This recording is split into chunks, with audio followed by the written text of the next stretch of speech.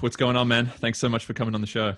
I wanted to start by getting you to give some context to the audience about your background, who you are, what is your job, and what does that look like relative to the normal version of rugby? Yeah, no worries. I'm a Sydney boy. I did grow up kind of up and down the east coast of Australia with the family, but most of the time based in Sydney. Basically, I play rugby union, professional rugby union for a sport, for a job. And I tell my brother every day I'm going to work, and he laughs at me. And he doesn't reckon it's actually going to work. Thinks I just train for a living. But yeah, so I play rugby professionally. Rugby sevens, which is an Olympic sport, and I've been doing that now for maybe 5 years. I had a stint with the 15s in that time period, but been predominantly a sevens player post school. Awesome. And tell us about your time at school with school rugby. I mean, knowing you personally a little bit and actually having seen some of your games at the end of high school, it was interesting to see you weren't actually even in the first GPS team, which is the selection of, the best players from all of the schools. I think you're in the second, correct me if I'm wrong. And I know that it can be very political in school selections and whatnot, especially in the GPS comp. But how did you make that transition from seconds player in the GPS, which is still obviously an amazing achievement, but how do you go from there to being a professional sevens rugby player? Yeah, you're very right. You're bang on. I think in year 11, I made the second. Actually, made the third Oh, GPS team, and then I got pushed up. I think there's a bit of school politics or whatever goes on behind closed doors, and got pushed up into the seconds. For the listeners that don't know, GPS is kind of like the big rugby schools in Sydney, so it's quite competitive, and there are some very good footy players in the teams. But I remember thinking, oh shit, I don't deserve to be in. I remember being quite off it, and I had a bit of pressure on me. My back was against the wall, and that was probably the first time I realised I was good in situations when my back was against the wall. People were doubting me, and people were saying, "Oh, I'm too small," or whatever, whatever. I kind of started to realise that I had nothing to lose, and I enjoyed that situation. So I think being in that third seconds kind of area really pushed me to strive me to prove people wrong. And from that, I kind of made New South Wales teams, went into schoolboys, and then the ball started getting rolling. But yeah, if I look back on it, that was kind of the first moment where I didn't make the top team, and I was like, "What is this?" And then I was like, "Hang on, backs against the wall here. Let's go." yeah. So definitely a huge motivation for you, chip on the shoulder, if you will. But when Yeah. you actually went beyond that, so when you actually went through the New South Wales team in high school, the sevens team, it's a small team. Obviously, there's only 7 players on the field, unlike the Super 15 where you have 15 players. Such a small team, such a small selection, I would imagine. How was it, or what were the circumstances where you actually got asked to join the squad? So post school, I played for the Australian schoolboys and done all that, which was awesome. Had a 5-week tour in UK, which was a great experience and a lot of fun. And then when I left school, I was young. I was 17. So I was a year below my age group graduating. Um, so I had 3 years of like what they call the area of under 20s. So everyone's kind of goal first out of school is to make the Australian under 20s team, and you go away into the World Cup and you play for the under 20 Australian team. In that time period, I went down to the Brumbies and did a pre-season with the Brumbies for about 15 weeks. And I was going really, really well, but they couldn't offer me a full-time gig. So I went back up to Sydney um, and started playing first grade for Randwick. And I played about 2 games for Randwick, got selected in the under 20 squad, and everything was kind of going 15's direction. It was all looking pretty good. I was about 18 years old. And Sevens came along and they scouted me. They were just at a few of the Randwick games, and the Olympics were in 2016. This was 2015 at the time, and they pretty much just front footed me straight away and said, "Look, we really like what you're about. We want to offer you a 1-year contract to the end of the Olympics, such and such." I spoke to my manager at the time, at the time, it was only meant to be a 1-year play. It was just to get in, get a medal, and get out. Long and behold, I'm still here. So, but yeah, that's kind of how it happened. So they were kind of watching me at school. They were kind of watching me down at the Brumbies. And then once I was playing a bit of first grade for Randwick, and they saw me actually playing against men, and I still performed, they just offered me a deal. Seems easy. Yeah, making it seem that way. But being humble, obviously very talented player yourself. I've seen firsthand. But just to illuminate for the audience the differences in a slightly clearer way between a Super 15s rugby player and a Sevens rugby player, can you just elaborate on the difference there? And then once you've done that, the difference between going to a Sevens tournament and the way they work versus going to a normal rugby game. Yeah, sure. The analogy I use in like pretty simple terms is, every Australian, or I hope most of your listeners are Australians, are cricket fans.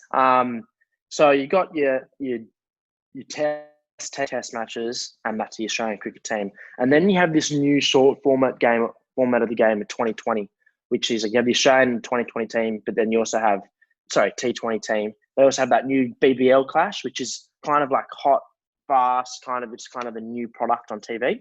I would say that's kind of 15s and sevens. So 15s, 15 men on the field, 40-minute halves, 80-minute game. And it's quite tactical. If you grew up watching 15s, you love it. And I love it. And it's a great spectacle. And test match rugby is really, really exciting. Where sevens is kind of the opposite. There's 7 people in the field, 7-minute halves, and you play like a round robin kind of competition over a weekend with 16 different teams.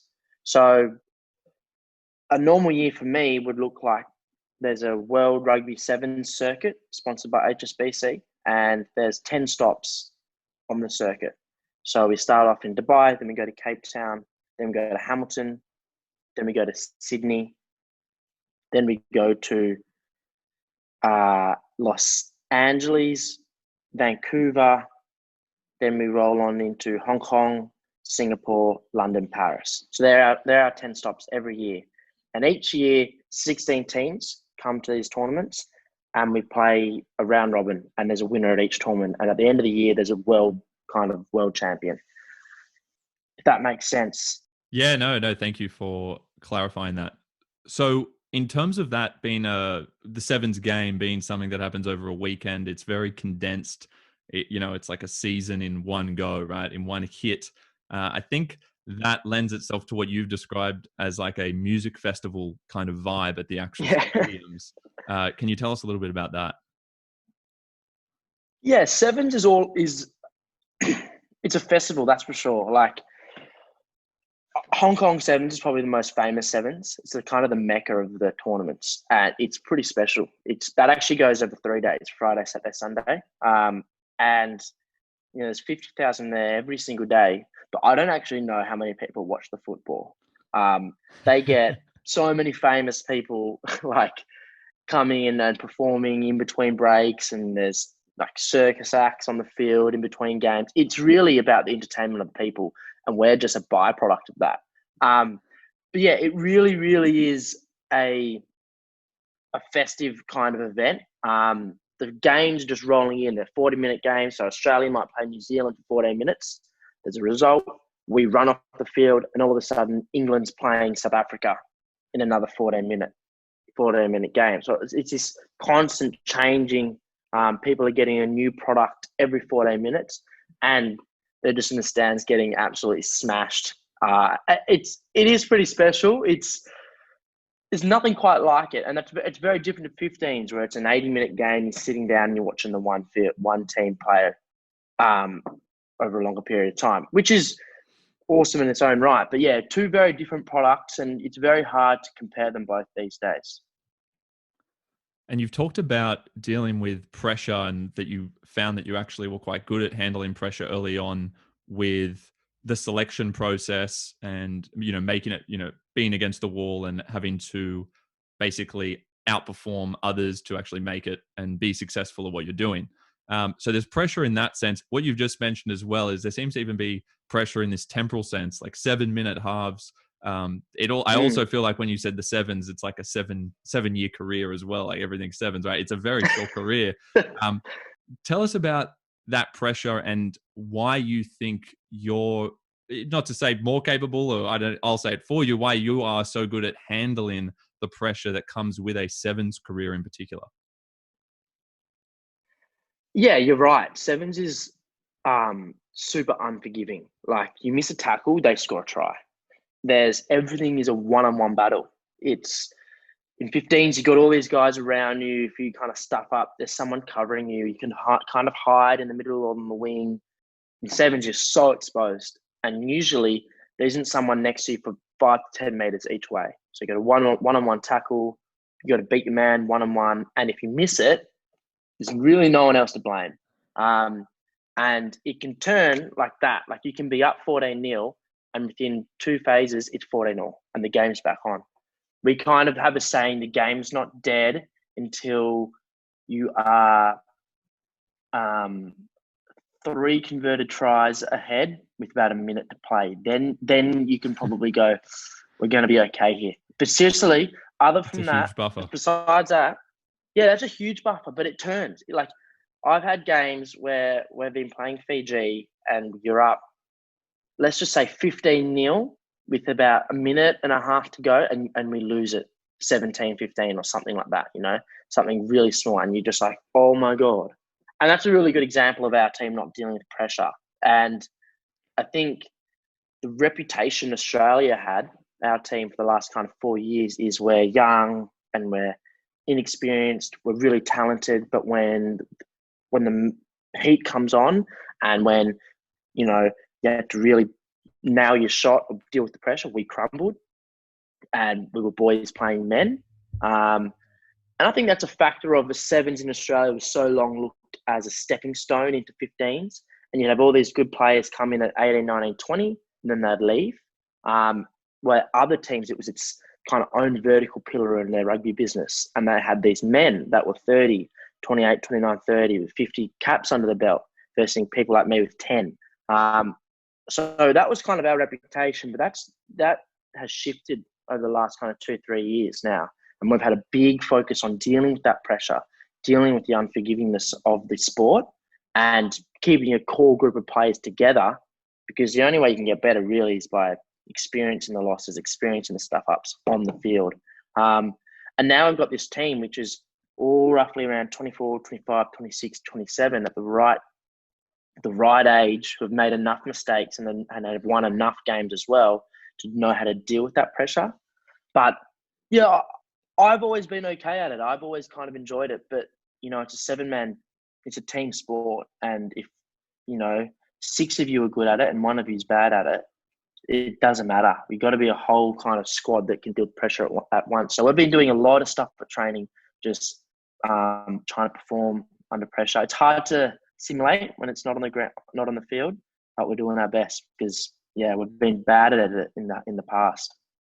Yeah, I would love to hear some examples of how your team tries to at least emulate some of that pressure that's created on field. So are there any strategies specifically that your team uses and that you use personally, given the accountability that is involved in this sport, especially to actually prepare yourself better for the pressure on the day?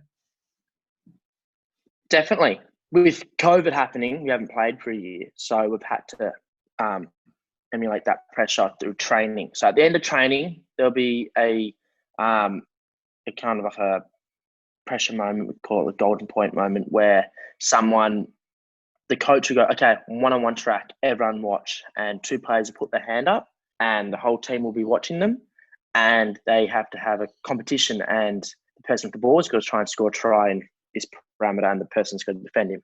And that's a pressure moment. And you got to try and, we expect the person to score, but we also expect the person to defend. So it's like, well, who's going to win here? Or we might say, okay, goal kicker, go on the 15 meters, 22 meters out, hit the goal to win the game. And we'll all be watching there. And if they miss it, they miss it. And I've got a little tally in the back of my book. So I won't always put my hand up to do them every weekend, every training session. But when I do, I'll then go to the back of my tally and I'll have wins and losses. And I want to obviously see more wins compared to losses, but every time I put myself in those pressure moments of training and I lose, that's a step closer to winning it on the field. Like you've got to get them out of your system. You've got to experience that loss in training at least before you try and do it on the field. So I've got this big kind of table in the back of my book at training, my kind of scrapbook, and there's this big tally going win, loss, win, loss, win, win, win, loss. And that's just a little thing for me to just keep track of how I'm progressing. And it's one of the better things we can do, but the best is obviously playing. But we're not playing at the moment, which is frustrating. The Olympics are around the corner, so it's the best I can do to prep for the Olympics for now. And a couple of short follow-ups on that. First of all, how's the tally looking? And secondly, is there anything else you write down generally in regards to your training and progress as a professional athlete? The tally's looking okay. It's good. It's like I said. When I look at the losses, it's a win for me on the field. Like I want to lose some of them, not on purpose, but it's not a bad outcome. But then again, you don't want to be losing all the time either. I'm too competitive, man. Like when I get on there and I've got to do a one-on-one track with someone, I'll fucking chase them to the end and do whatever I need to do to win. It's kind of my motto: do whatever you need to do to win. And it can rub people the wrong way. I know that. And at training, I've worked really, really hard at being able to flick a switch, so I can be your best mate and be buddy and joking and laughing and be one of the boys until I walk over that white line. Like, no matter what it is, even if training's not meant to be 100%, I'm kind of that guy that's always on the edge. It's just my nature, I guess. It can be exhausting, but it's also what's needed for the sport. And I've been trying to teach boys to be like that in the team and bring them with me. And not that I'm the only one, there's a few of us. And there's a kind of core group of us saying, this is what we need every time we go into training. We need to be here getting better every single time. We need to be competing every single time. Can never just go through the motions. So that's been a long and hard progression, but we're getting there. And we're definitely going in the right direction and on the right side of that fence. And in regards to writing things down, not really. Besides like plays, and obviously we have this book that we keep notes in and all of that. But I'm not like superstitious, or I don't have like a something that I need to kind of lean on to switch on. But if I'm rattled on the field, if I feel I'm chasing the game, I kind of just take a moment, have a breath, breathe, slow down, go again. Yeah, no, thank you for sharing. So you talked about this mentorship role that I think you have gradually assumed more and more of over the years. Correct me if I'm mistaken, but as being in that part of that core mentor group, what do you think has changed the most in the way you would attempt to mentor newcomers to the team and other people who you're trying to give advice to? So from when you started to now. Yeah, definitely. I think over the last kind of 2 years, I really have stepped up into that leadership team. And I've had to really work on it. 2 years ago, I've had to work on my tonality and how I deliver messages to younger boys. So 2 years ago, if a younger fella came in and wasn't doing things right, or didn't get it, or wasn't as switched on as I was, or didn't care as much as I cared, I'd be quite unforgiving and nasty with my tone. Not nasty, just be like, what the fuck, mate? What are you doing? Like, that's not what we do. And I could almost cut them down in a few words just with how I delivered the message to them. It was coming from a good place. I didn't mean for them to be hurt. I just, I didn't deliver the message well to them. And instead of improving them, it would squash them a little bit. So I really had to know my athletes better, know my teammates better, because each teammate responds differently to different kind of criticism. Like some people don't mind getting sprayed. Some players need to be butted up and told that they're really, really good. And my awareness of that was really skewed and really off. And I thought everyone was similar, everyone was the same, and they could take, it wasn't a one shoe fits all, you know what I mean? So I've had to really focus on who I'm speaking to, how I'm speaking to them, and kind of soften my tone with how I deliver a message for them to improve. And going back to when you said that you found yourself rather in situations where it would be clear that it was boys versus the men, right? You mentioned that you would come up against some very experienced, more mature teams, and that discrepancy would become very apparent very quickly. You actually joined the team at 18. I think you were 5 or 6 years younger than anyone else in your team, right? So talking about boys versus the men, that's a good example about it. Or example of it rather. Tell me about how you think that affected your transition into adulthood. You came out of school, you are surrounded by much older men who are professional and very experienced. How did that affect you as you transitioned out of school as a teenager into, manhood? Yeah, it was massive, man. It was huge. It was a huge age gap. You're right. Like I was 18. I think the next closest was 25, something like that. And it was just thrown in the deep end. I'd never worked a day in my life. This was my first ever job. I'd never had a job. So Spoiled. I kind of rock up to training. Yeah, spoiled, privileged white boy, whatever. I never actually owned a job. It was my first day in the job and kind of walk into this room and you're so much younger than everyone else. And there's this kind of group of men that have been where you were 10 years ago. And yeah, it was sink or swim. This is how men behave. This is what men do. This is how men train. You're a boy, you're a boy, you're a boy. You either jump on the bandwagon or you don't survive. And yeah, it not only on the field was it physically harder, like they were so much stronger and like faster and like hardened and blooded, that's not even a word. They were just blooded. And I was just fresh. But also on a social kind of aspect too, like they're all on completely different stages of their lives, into completely different things. And there was kids involved and there was, they were just so far removed from where I am. And I had to really adapt. And yeah, I reckon it definitely did accelerate my development as a young boy or a young man growing up quicker into adulthood. But I had to, you go on tour and then this is how the men tour. Like, this is what we do. And I was like, okay, I'm going to roll with it. Yeah, I like that. Sink or swim. It sounds very true. Yeah. Of many things that are high pressure as well. When you think about that transition you made between, pre-sevens, pre-professional athlete to now being professional, what has surprised you the most about the life of a professional athlete, and what has surprised you the least? Oh, the most. It isn't always what surprised me the most, I guess, is it isn't always like I don't know. I was going to say it's not always like sunshine and roses and like fun.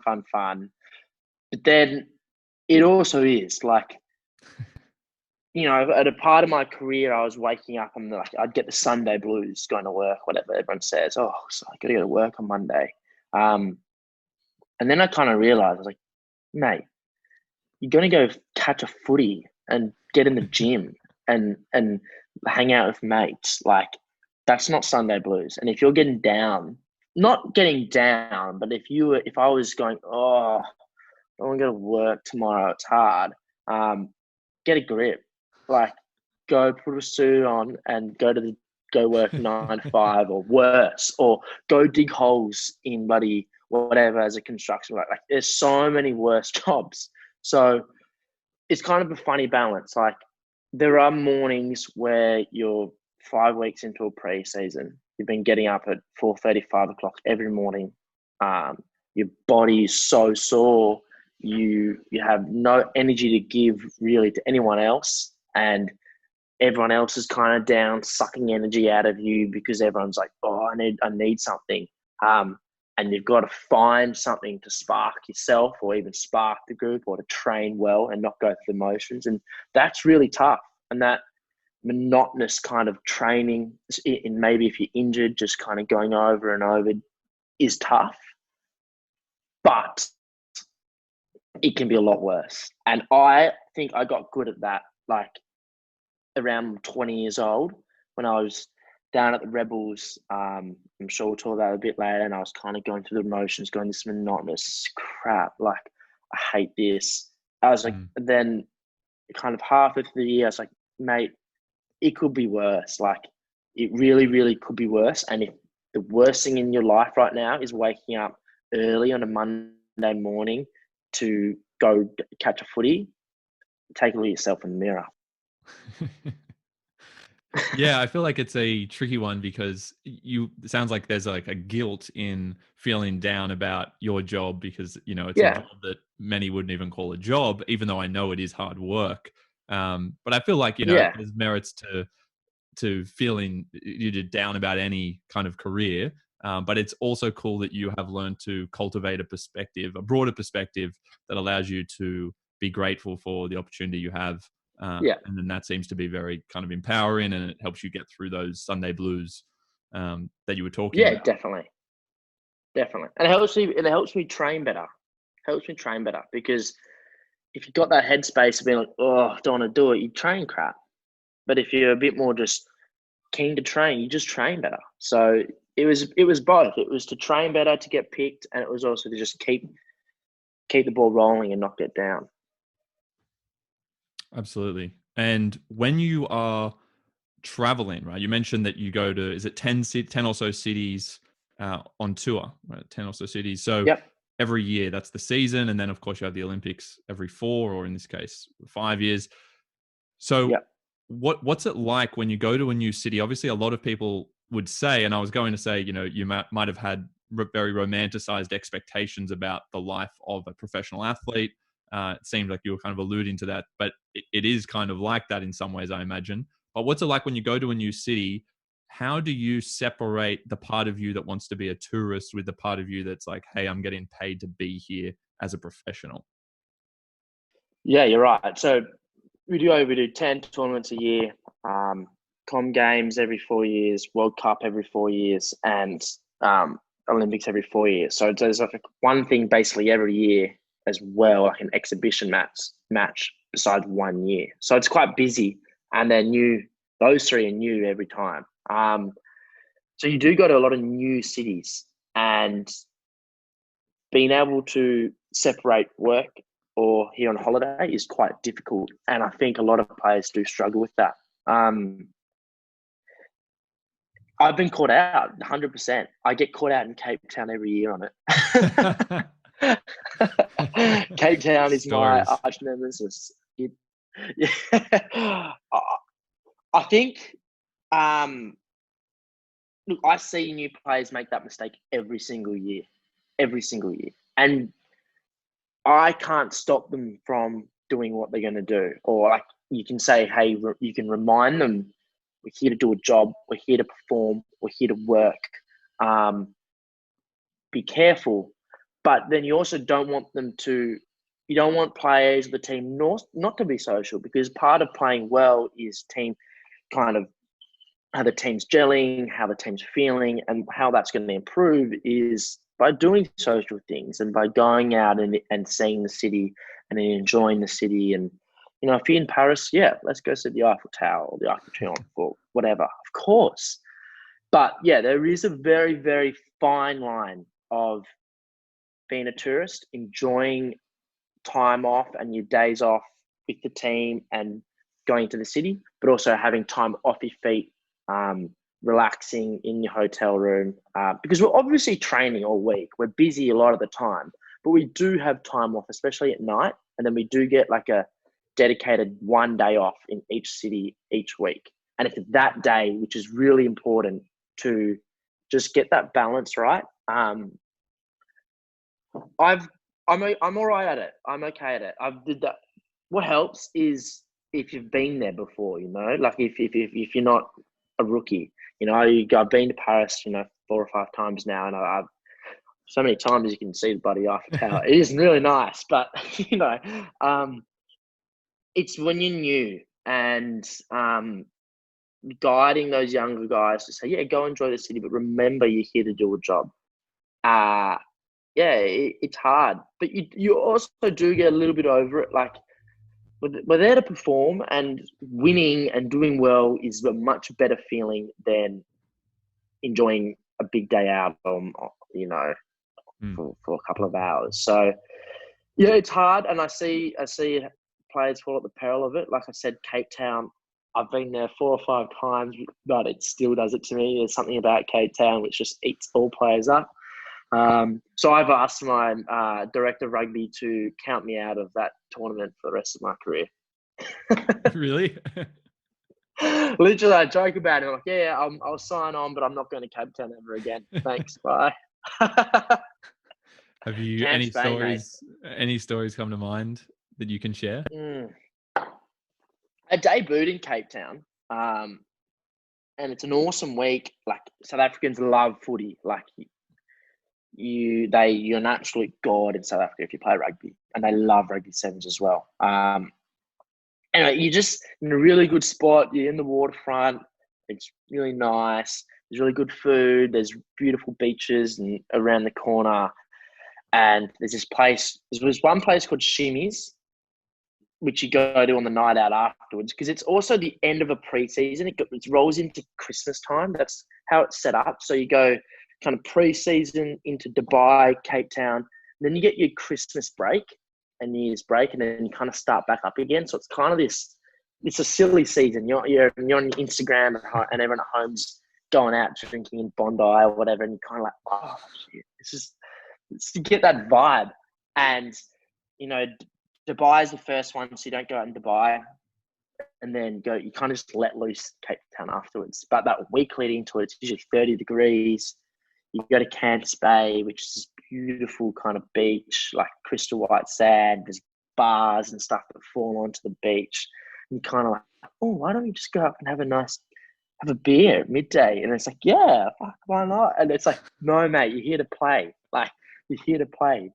But yeah, it's a trap.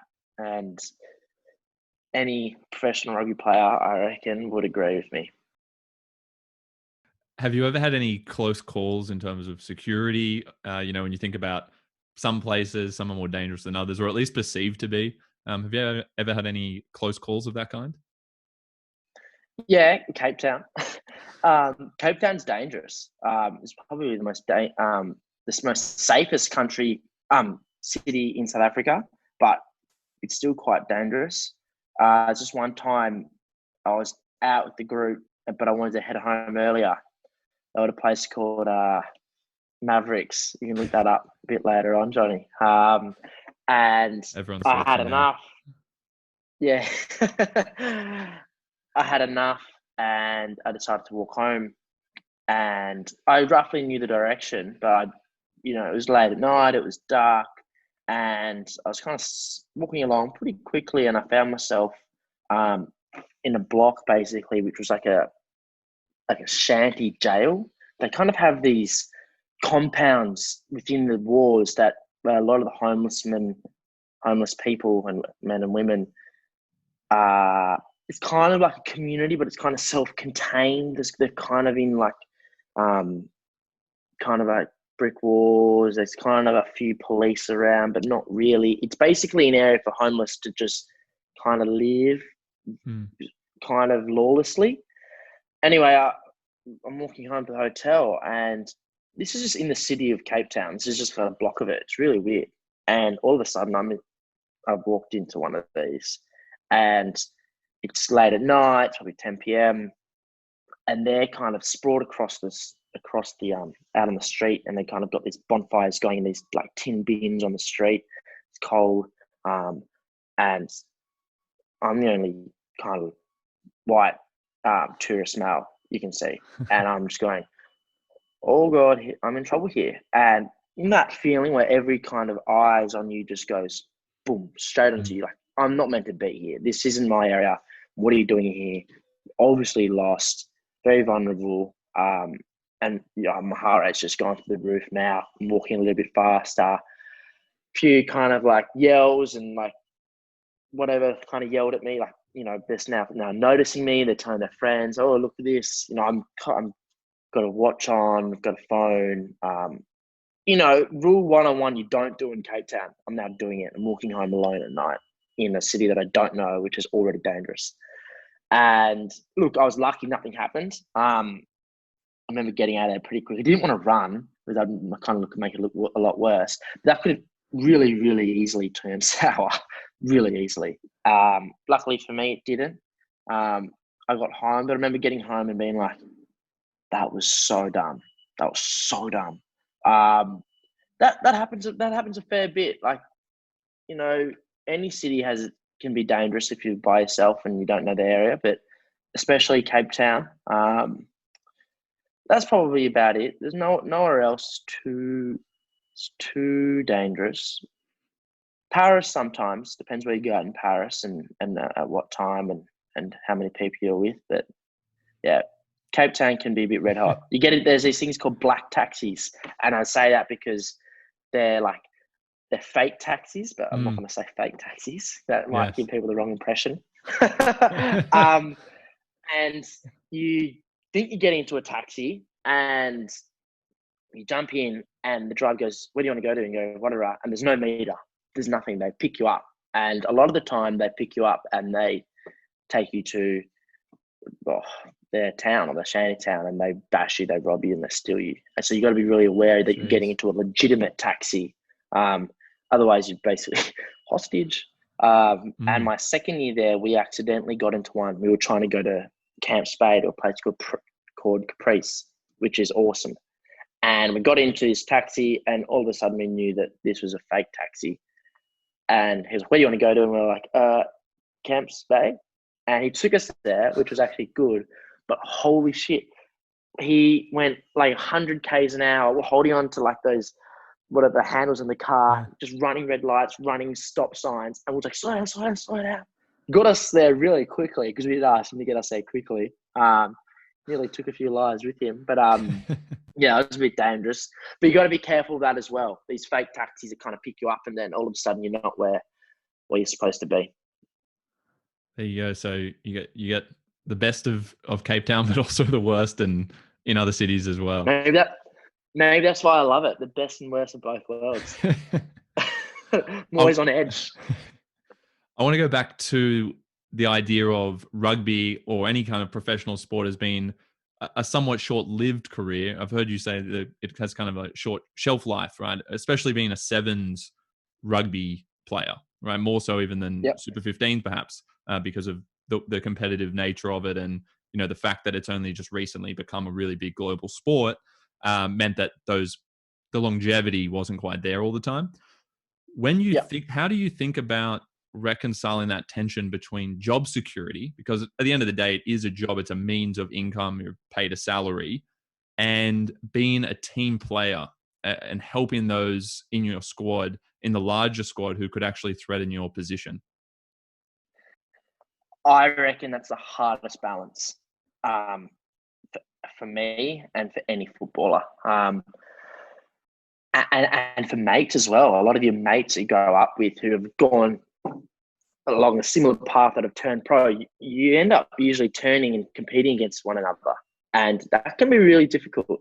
Job security, like you said, is really difficult. Right now, I'm off contract at the end of the Olympics, and I'm kind of, talking to my agent and clubs and sevens what I'm going to do. But I don't know. Like, sevens might not offer me another contract. I don't know. I could be out in the workforce come August. So it is really hard. I actually remember coming into the program, and there was kind of this older guy that took me under his wing, and we were really, really close. And he was a winger. He was in my position, and he was so good to me, and he taught me all his tricks to the trade, and he showed me how to do this, and I listened and I absorbed, and I got really good at it, and I took his spot. And that's what happened. And 6 months later, he didn't have a contract. And I know he's never said that to me, but I know he said that to other people, and it's shit. Like, that's what happens.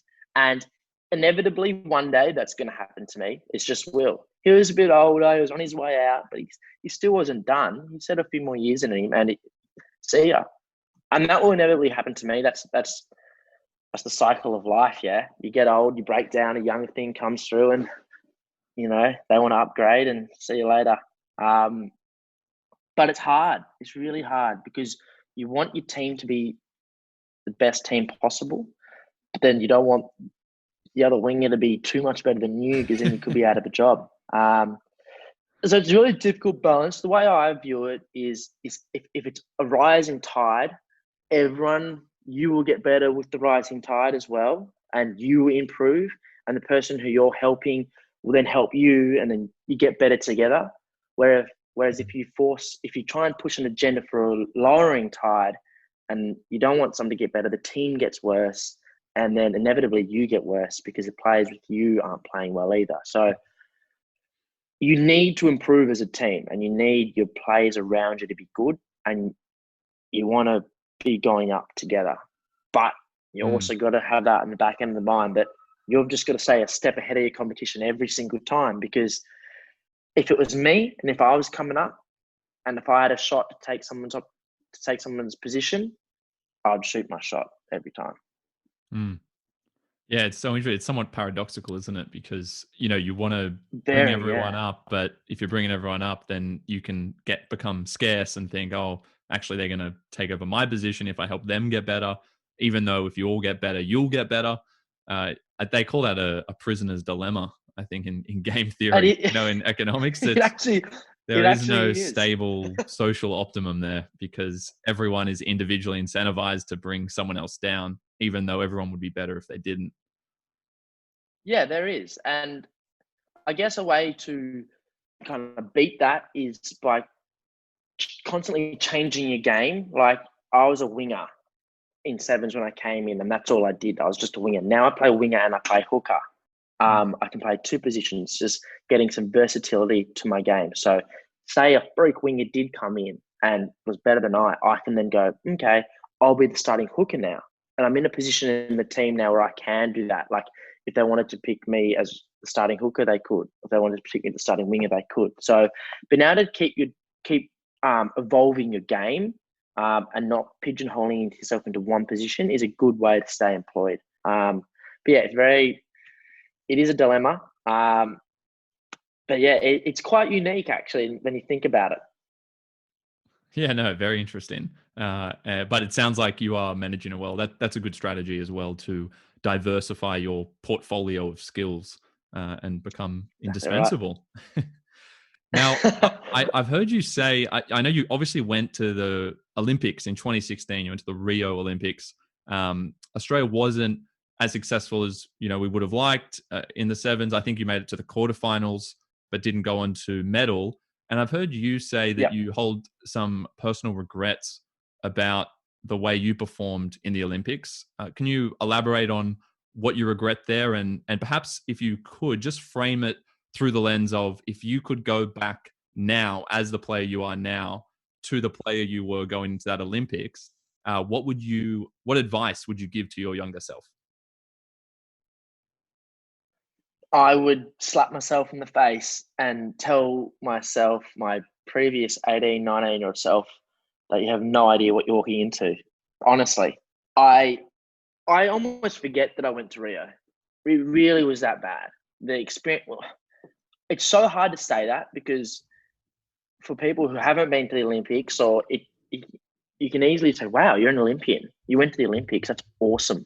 And that is awesome. That's fantastic. And I'll hold that memory and cherish that for the rest of my life. I got to experience a dream. But when you play shit, and when you don't perform, and when you don't feel like you do what's expected of yourself, or what your family expects, or what your team expects, it's such a horrible, it's a shallow kind of, it's a horrible feeling. If I look back at it, I was 19. I broke out onto the circuit, had a really good year.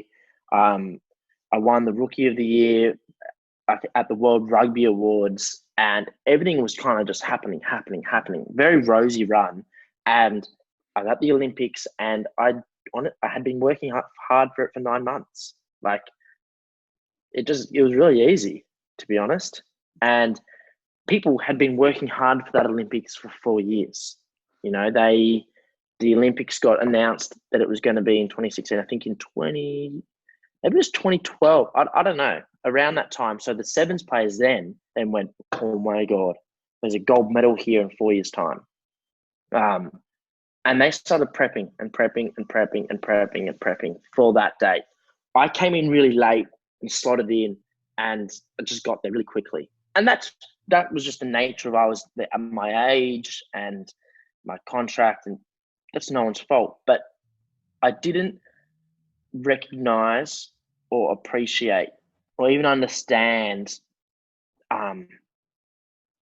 how enormous the games were and how important it was to other players. Like people had given up their life for it, basically. Not given up their life, they'd trained their whole life for it. And I kind of just arrived, and I thought it was going to be like any other World Series tournament, that I would go out there and I'd perform, and me being me, just go with the flow and deal with the pressure as it comes. But it was a whole new level of pressure. It was a whole new level of meaning to the games and to the countries that were there.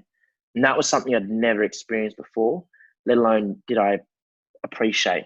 So when I got out of there, I was immediately out of my depth straight away, without even me knowing I wasn't ready for it. And the other teams started performing there. So World Series is here. They started performing here, and I just stayed here. And I feel like a whole team stayed there. And we weren't ready. I wasn't ready for it, and it showed. I then realized out there, I was like, I'm not ready for this. And then that was compounding, and it went worse, and everything went worse. And like you said, we got knocked out in the quarterfinals, and we were seed fourth, and we should have done better, and we expected to do better. Country probably expected us to do better. Families expected us to do better, and it was a really disappointing experience. So it would have been hard for me to go back to tell my 19-year-old self to respect the Olympics, because I would have said, I do respect the Olympics, Henry. Like, this is huge. But I hadn't done the time. It's so, like, I hadn't done the years of understanding how enormous it was. I hadn't trained 5 years for this, when now I have. I'm like, fuck, I want to win a medal. I've gone back. I'm training for it. Every day I wake up, and it's for the Olympics. So it would have been hard to change what I did, because I need to experience the loss. I needed to experience the disappointment. I needed to experience that shallow feeling for me to then go second time round and change and rectify what I didn't know then. Yeah, no, that's a really good answer. That's cool to think about. I mean, it's a perspective that you can only achieve, you can only truly internalize by having that experience, by having those years under your belt, having those losses under your belt, which I think, is I think so, yeah. kind of good that it works out that way, that it's not some kind of acute problem that you could just go back and rectify by tweaking a few things in your game.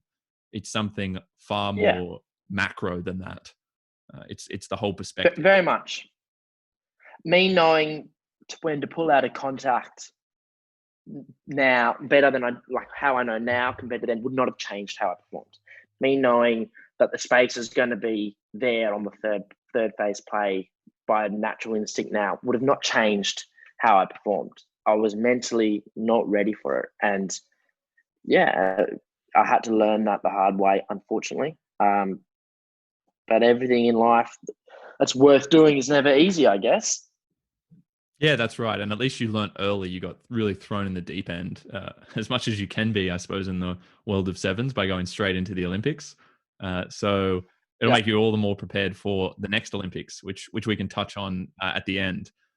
I just want to go back to a couple of other challenges that you might have faced in your career. So we've had the Rio, your stint at Melbourne. Just talk about that for the audience. For those of you who are listening who don't know, Henry went and you signed up to play in the Super 15. So you actually left Sevens Rugby. Is that right? And then you Yep. went down to play for Melbourne on a contract. Tell us about your experience there and any challenges you faced and what you actually now know or have learned since going through that experience. Yeah, heaps. So at the end of 2017, or halfway through 2017, after the World Series finished, halfway through the year, I went on to the Under-20s World Cup in Georgia, played that, and then after that, basically went straight from there down to Melbourne. So I signed a 2.5-year deal with the Melbourne Rebels. I signed that really early on in the year, in February, which is rare. Like, usually it takes a little bit longer for deals to happen in Australia, but at the time, I was fortunate enough to have a number of Super Rugby clubs keen to check me out. And, you know, it's a really tough, like, anyone goes through job applications and you've got these jobs, like, what's best for me? Like, where's the best opportunity going to be? What's going to be best for my career? And I ended up falling on Melbourne. For the reasons that the two coaches at the time were really, really sold on me.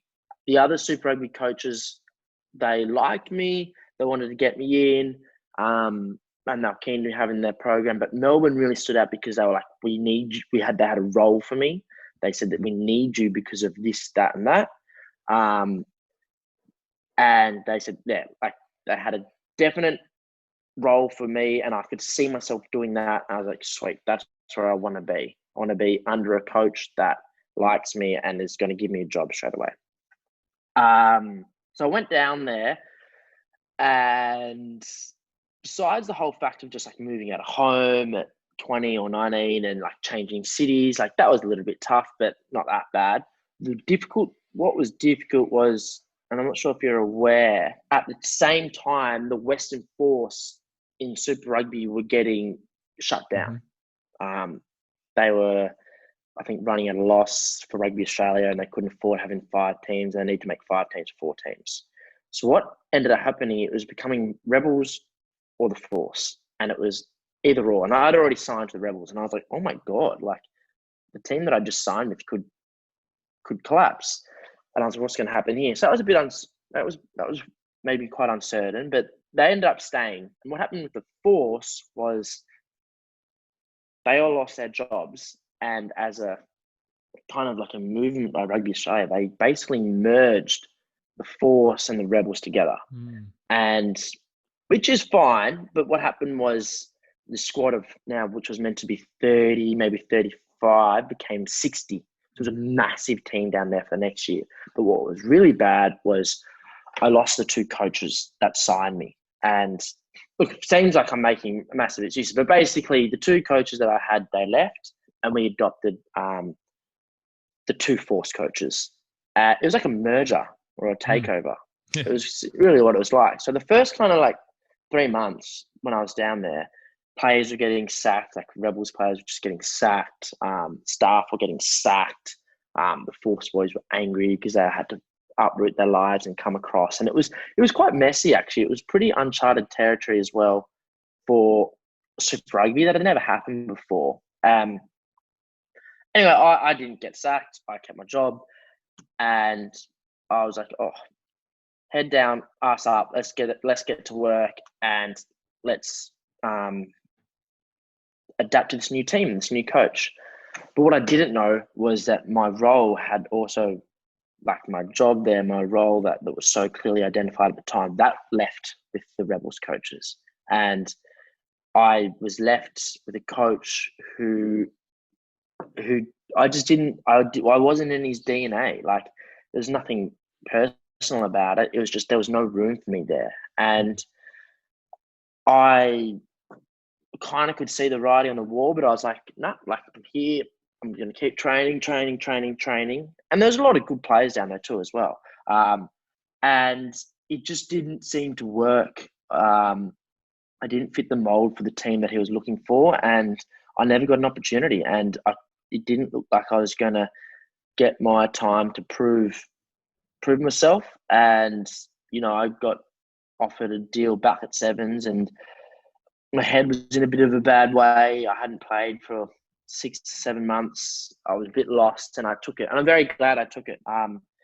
But yeah, it was a really, really difficult time because I was just going through the motions, just training, trying to break into a team which I knew I didn't really fit into. And from a social aspect too, when you don't fit into that team and you're not playing with that team, you're just kind of this off cut. You're just like, oh, it's a horrible feeling. Like the ring in feeling. Yeah, it was. And the good thing about it was there was so many of us down there because it was such a big squad. There was literally 15 players that were in the boat like me. There was so many. So you had those boys you could rely on and you could keep you kind of sane. But it was a massive hit to the ego. It was a pretty humbling experience, that's for sure. Everything until then had been pretty rosy, like I said before. And it was really difficult. And what I learned was your relationship with your head coach. It needs to be tight. I could be the best player in the world to a certain coach, but then I could also be the worst player in the world to another coach. It's all about their perspective. And that is literally like what it was. I just didn't, for example, the Melbourne coach really loved what I was going to do, or the New Force coach thought someone else could do it better or didn't want that style of player. And there was nothing much more to it. And I can't completely change my game because it's just not who I am. And that was kind of like the end game for me. So that relationship with the coach, mine I found was really, really important. You need to go to a club where the coach likes the style of your play that you get along with. Not that I didn't get along with the Melbourne coach, but he just didn't rate me as a player. And then it also made me realize the cutthroatness of the business. It's a business. Like for a little while, you can kind of feel like, oh, rugby's not a job. You just train, or like it's just, I don't know, it's a fake job. But I experienced the cutthroatness of it. Like all of a sudden, I had gone from like really good 2 years with sevens, heaps of contracts to nothing, and I was like, oh my god, what am I going to do? Am I going to go? I might have to go overseas to start my career again. Luckily, sevens threw me a lifeline, and I could go back, but that was good to learn. That was good to learn from a young age that it could end really quickly and unexpectedly. Like I definitely wasn't ready for my career to end then at 20. That would have been ridiculous, but it could have. So for me to learn that has made me make really good decisions about what I'm going to do next, where, with who, but also keep my life outside rugby going a little bit faster. So my uni, what I'm interested outside footy, because one day I could fall on that earlier than anticipated. So yeah, the two big learnings was relationship with the coach is key, and understand the fickle and cutthroat side of the business to rugby, because your career can just stop very quickly. Yeah, thank you for sharing that. When you were in that period of uncertainty, you mentioned there was those months where you felt lost. Was there anything you added into your routine to try and ground yourself in some kind of structure or certainty to keep motivated? Was there any particular tactic or strategy you used to keep yourself centered and grounded in that period? I probably could have done that better.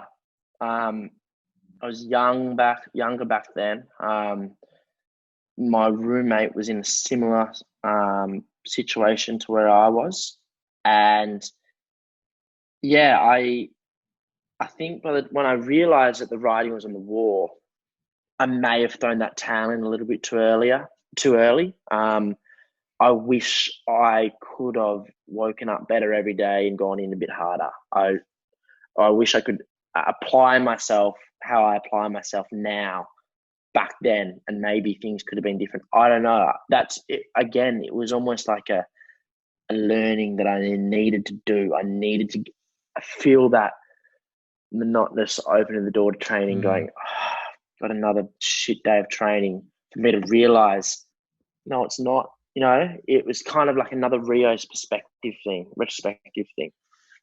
That makes sense. No, it does. And I can see the themes here, between the Rio and Melbourne. And it just seems like these are really important and formative experiences for you. in terms of the Mm, player and person you now are. That it's almost yeah. inevitable to go through these, and you have to, and it's important to if you're actually going to grow.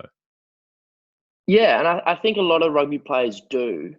I've just had a really I've experienced some really highs of rugby, and I've experienced really lows of rugby, then really highs of rugby, and then really low. I've had this kind of like crazy roller coaster of success and failure all in the space of 4 years, and now COVID's another bad one, and it's like it's constant. So that changing all the time of how you're feeling and what you're experiencing, how you're performing, it's it changes me every year, I reckon, as who I am. And it teaches you resilience, and I suppose to not get too dependent on those highs. And when you're Mm, humbled by the lows, it's easier to do that and to sit in that more consistent and sustainable middle. yep. But in talking about the Resilience is a highs, key yeah, word. sorry, go on. Yes. Resilience is, I think, that's got to be one of my key kind of like point of differences. I'm resilient. Like you kind of have to be in this job, and not everyone is. But yeah, resilience is key for any success. Absolutely. And in terms of the highs that you were alluding to, you've had the highs. You mentioned you had Rookie of the Year. If you could choose two moments from your career, right? Two moments, it might be in a game setting, right? To save in a time capsule for you to view at the end of your life, what would they be at this point in time? Oh, I think the first one would be 2016 when we played England in the quarterfinal, and it was the inaugural Sydney Sevens. I was there. 45. You were there, yeah. Yeah. 45,000. It's huge. It's pumping. Day two, first game of day two for us, quarterfinal, and I came off the bench.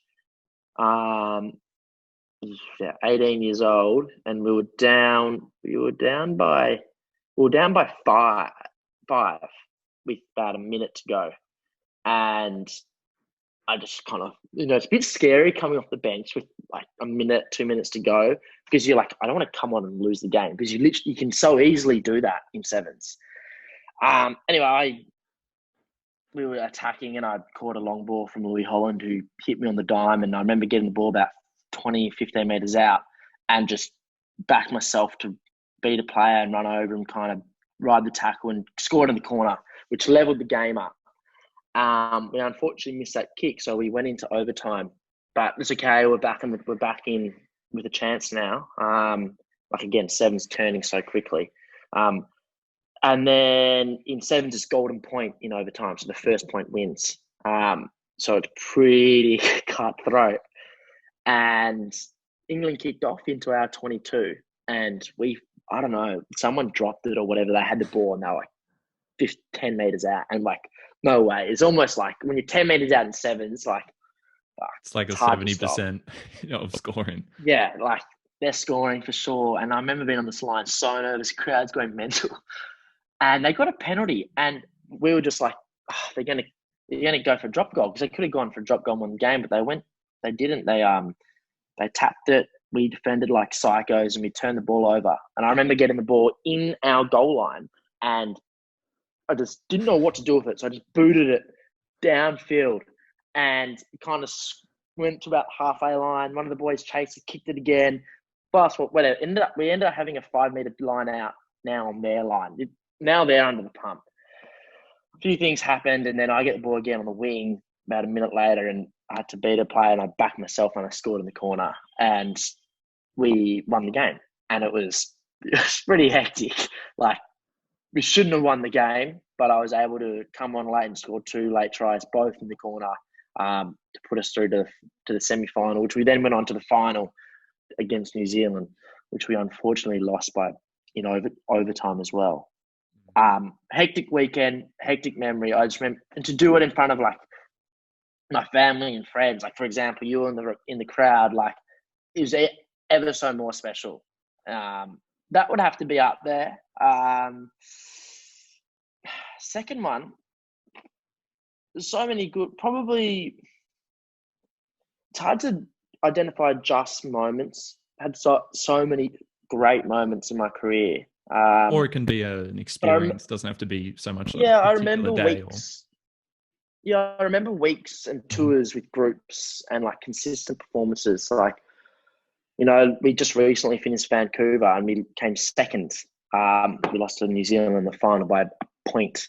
Like that could have been it, but we didn't quite get there, and you just don't quite get there. And it's like I've been in 6 finals and I've come second 6 times. So Huh. that's a stat. Like Wow. that's the pressure, dealing with the pressure. Like, it's just like we're nearly there. We're nearly there. We're not quite there yet. So like, I think maybe even more, 6 or 7 finals and I never won one, which is shocking. But obviously, besides winning the World Rookie of the Year, that was quite special. But I remember like the Hong Kong Singapore leg in 2017. It was a pretty small group. Not many big name players, and it was a really tight group, really great 2 weeks away, and we came third and second in those 2 weeks. And I don't know, we had a really good night out in Singapore. Just moments like that. Like I could pull 100 out. Nothing really super stands out. Hopefully, a gold medal in a few months. But a single moment would have been that English game, and then apart from that, then there'd just be moments of great times with the group away and solid performances. And I could pick, a whole bunch of them. I'd also love to get your perspective on how you've managed relationships over the course of your career. Obviously, traveling a lot throughout the year, going to all these other countries. How does that affect not only the relationships internally within the team, but your relationships with your family and friends back home? How have you managed to maintain relationships, or what have you learned when you haven't done as good a job as you would like? What are the takeaways from that experience? Because I'm quite interested in that, given that this career is so unique and that you're traveling a lot, moving a lot. There's not a whole lot of constancy, at least geographically anyway. So how has that impacted your relationships? It's hard. I think for players with families and girlfriends and wives, and that's the hardest bit. I had a girlfriend for most of my career. We've recently broken up, but I'm sure if you ask her that question, she would hate it. The time zone differences, we're away. Like they had the 10 weeks away, but we're also away before that. We're also away after that. Like on a normal year, away 6 months of the year, and traveling, away from family, and yeah, it puts a lot of stress on relationships outside football, especially with loved ones, like girlfriends or wives or families. I know the boys with kids, they find it really hard. And looking ahead post Olympics, we have 6 tournaments jammed in between August and December, or September and December. Like there's going to be heaps, but we're not going to be able to come home to quarantine. So it's looking like that we might have to be away for 3.5 months. And have a hub up in Singapore and Dubai, and we'll be bouncing between them both. That's going to be really hard on. I know there's a player in the team who's just recently going to have a baby in a few weeks, and another one's just had one. It's going to be hard on them, but that's the job.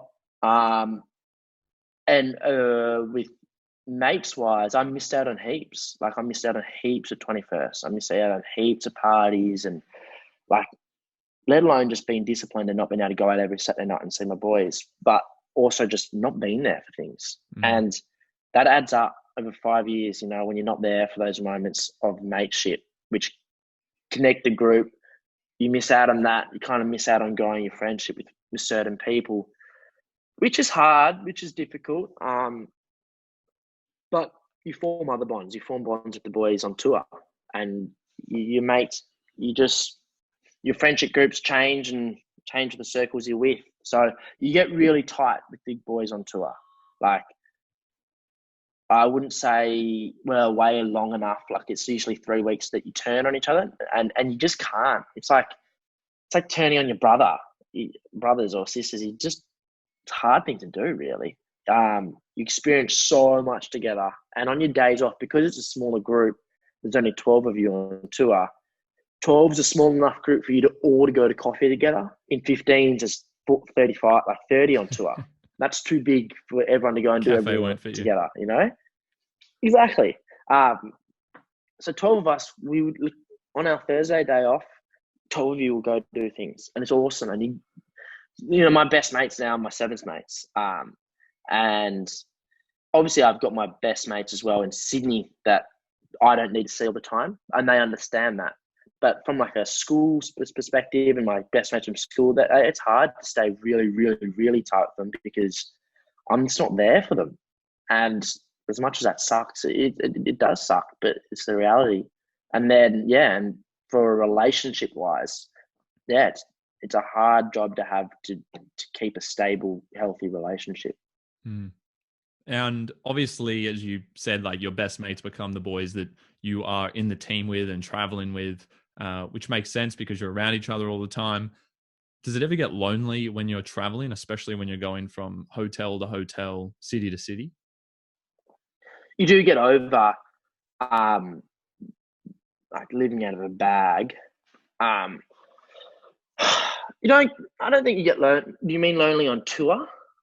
Yeah, lonely as distinct from homesick. Not so much missing home, but do you ever feel lonely, like you want, lonely just in the normal sense of the word? I think boys give up sevens because they get sick of the constant movement. Like it's really good for a young guy. Like if you're young and single, it's awesome. If you're older with kids and family, it's hard. And I think that sense of always moving and always being alone away from your family has a toll on older players, especially. I don't. I'm always happy to come home. Like it's always a nice flight when you get on a Qantas flight and come home to Sydney. It's a really nice feeling. It's something about like, I mean, it's so many countries around the world, and there's something about Sydney. It's the best city in the world. Agreed. And that's really nice coming home. But I don't get too lonely because I'm always with 12 guys and things are changing and changing and changing. But I can see how it could affect some people, and they'd get over the constant moving around and new time zone and new like hotel life. It can get a bit monotonous. Yeah, and I've just got a few more questions. I know you've got to go soon, but a few more questions you can be short answers to if you can. Yep. First of all, what is the one exercise that you would choose to keep if you could only have one exercise to prepare for a sevens tournament? Like in the gym? Yeah, in the gym or on the field. Give me actually, if you could, just Ah, one weights related exercise and one non-weights related exercise. I would do a clean pull on the platform. So like an Olympic lift. And then on the field, I would catch and pass. That's the fundamental of the game. If you can't catch and pass, forget it. Get off the field. And why the clean and pull? It's a whole body power movement. Like it sevens is a speed and power game, and the more you can clean is basically saying how powerful you are. It's a whole body power movement, and it's quite functional as well. Like in the game, that's kind of your bench is a palm, but like a lot of the weights we do, like historic weightlifting like movements aren't very always functional to rugby. You got to then transfer that weight movement into something functional and specific for your sport. Otherwise, you're just basically putting on weight and then you're looking good on the beach, but it's not actually useful for anything that you need to do. So it's pointless. So you need to be able to, if you're doing a weight exercise which isn't specific or functional for rugby, you need to then change it. You need to do something straight away after it and then like do a rugby movement to make it a rugby. You need to make that muscle memory go, okay, I'm really strong here now, and this is how I'm going to use it on the field. If that makes sense. You got to connect the weight to the brain. The clean kind of does that for you straight away. It's a whole body movement. So you're getting your glutes, your quads, your hamstrings, your calves, your back, your arms, and it's keeping you functional. You're changing your body height, you're going up and down, and you do movements like that.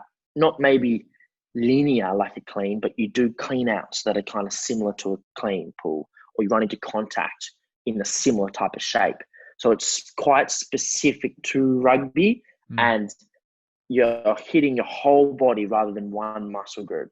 And it makes you and it really improves your power, which is basically sevens. Now, this answer might be the same or similar, but if someone out there was trying to improve their speed, what's one piece of advice or one exercise you would recommend to them? Or a drill? Speed, I would say try and not run fast.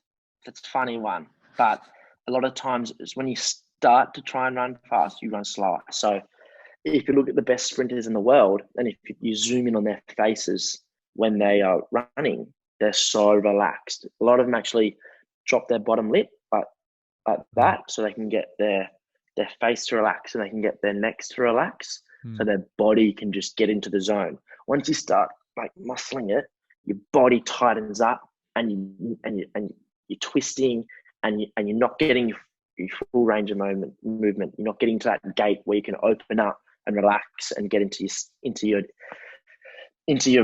run, really. So if you're trying to run fast, don't try, and just relax. And obviously there's a lot more to it, but a common misconception is people then try and run harder, which kind of is counterintuitive. Who is the GOAT of rugby? GOAT of rugby? Oh, there's so many. I think the GOAT of rugby has got to be Australian. My favourite growing up was Matt Giddo and Adam Ashley Cooper. They were kind of childhood heroes. But I also remember growing up every Saturday morning when I was young and I was watching, I used to get up, I had like 20 teddies in my bed when I was a young kid, and I would put on I think it was a 1999 Rugby World Cup, Wallabies versus France tape, and I put it on, and I would copy the game on the TV with my teddies, and I'd play it all out. And I did that every Saturday morning for like 3 years. It's quite embarrassing. And I remember those, like the Jonny Boyles and the George Gregans killing it those years. So they're probably the GOATs. They're the golden era. But yeah, a bit embarrassing for me. Best advice you ever received from a current or former athlete?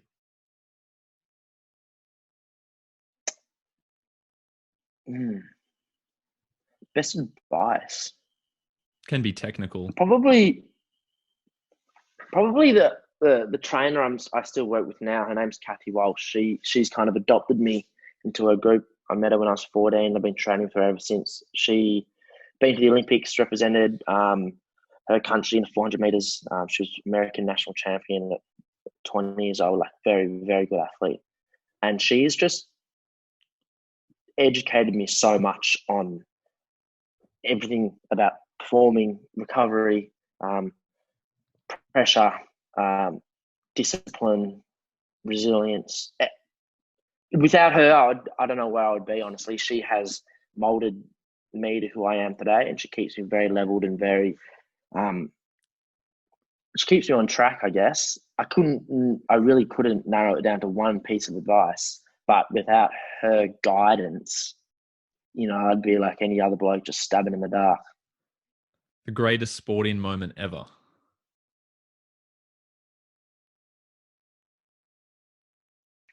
I saw live Usain Bolt at Rio Olympics go back to back to back in the 100 meters. It's pretty epic. Yeah. Is that the greatest sporting moment ever? I don't know, but I saw it live and it was fucking pretty unreal. That's amazing that you saw that. He is definitely unreal. One of the GOATs. Most underrated athlete, in your opinion? Underrated athlete. Or sport. By athlete, sorry, I mean professional sports. Yeah, person. Sport.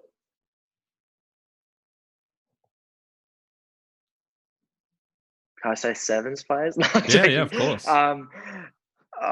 No, we do get underrated though. The boys train hard.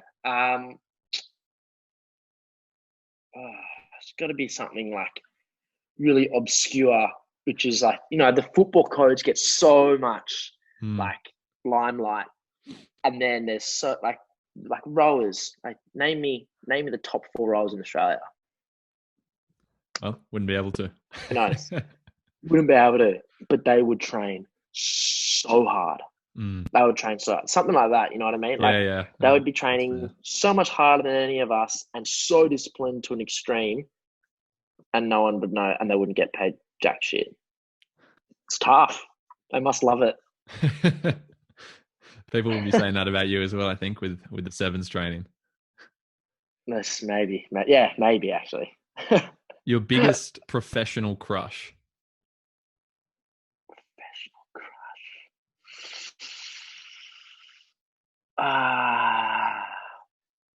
God, I could go through any of the Brazilian. Long list, is it?